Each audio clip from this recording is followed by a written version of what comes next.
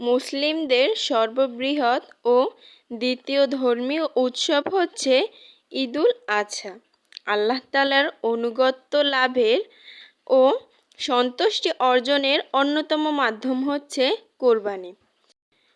প্রিয় বস্তু আল্লাহর সন্তুষ্টির উদ্দেশ্যে উৎসর্গ করতে হয়।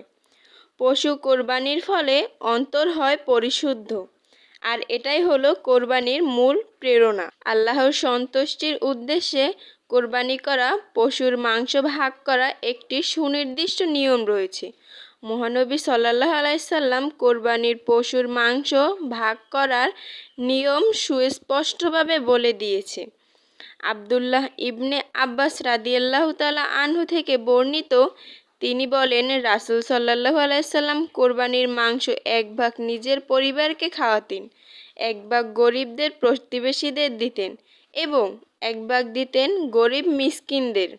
কোরবানির গোশত কয় ভাগ করতে তার ইঙ্গিত দিতে কোরআনে আল্লাহ তাআলা বলেছেন, আর কাবার জন্য উৎসর্গকৃত উটকে আমি তোমাদের জন্য আল্লাহর অন্যতম নিদর্শন করেছি, এতে তোমাদের জন্য মঙ্গল রয়েছে। সুতরাং সারিবদ্ধভাবে বাঁধা অবস্থায় তাদের জবাই করার সময় তোমরা আল্লাহর নাম উচ্চারণ করো।